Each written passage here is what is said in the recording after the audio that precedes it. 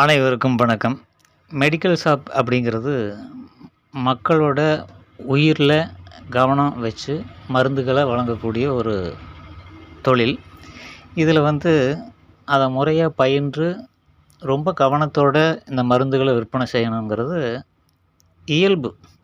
ஆனால் மளிகை கடை மாதிரி ஆக்கிட்டாங்க அப்படிங்கிறதுக்கு ஒரு ஃபோன் கால்லேருந்து நம்ம கேட்ட விஷயங்கள் தெளிவுபடுத்துது. மருந்து கடைங்கிறது நம்ம மளிகை கடை மாதிரி வச்சு வியாபாரம் பண்ணலாம், தொழிலை கற்றுக்கிட்டு வியாபாரம் பண்ணுறது அப்படிங்கிற மாதிரி ஆகிப்போச்சு. இதை அரசு கவனித்து இதுக்கு நடவடிக்கை எடுக்கணுங்கிறது ரொம்ப அவசியமான ஒன்று. ஏன்னா இது மக்களோட உயிரோடு விளையாடுறது.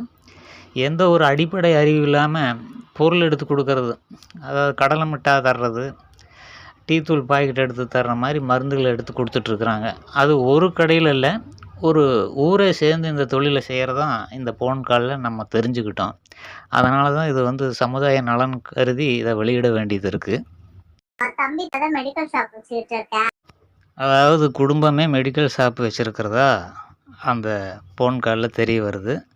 அது எத்தனை மெடிக்கல் ஷாப் வச்சுருக்காங்கன்ட்டு நீங்களே கேளுங்க. மெடிக்கல் ஷாப்புங்களா? 3 மெடிக்கல் ஷாப் இருக்கு மேடம். 2 தம்பியும் பார்த்துக்கிட்டு இருக்காங்க. கடையில பசங்க இருக்காங்க.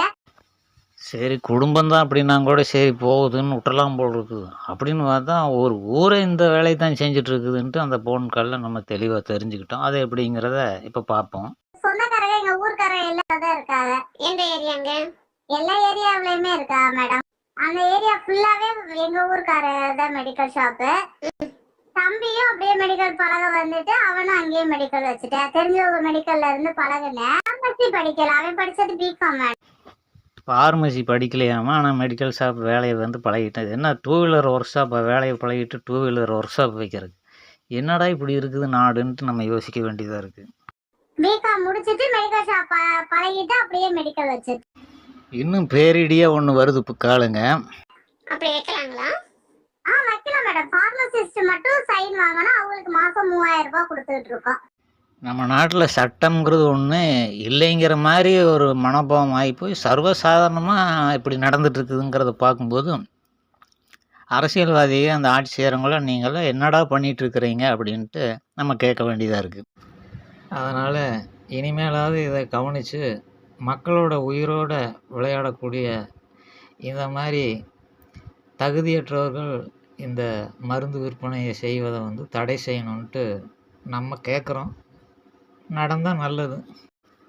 சரி, நம்ம தான் அறிவில்லாமல் இருக்கிறோம், எல்லோரும் அறிவோடு வாழ்க்கை நடத்துகிறாங்கங்கிறத நம்ம தெரிஞ்சுக்கிட்டு அடுத்த வீடியோவில் இதுபோல் நம்ம அறிவில்லாமல் ஆராய்ச்சி பண்ணுற ஒரு வீடியோவில் சந்திப்போம். நன்றி.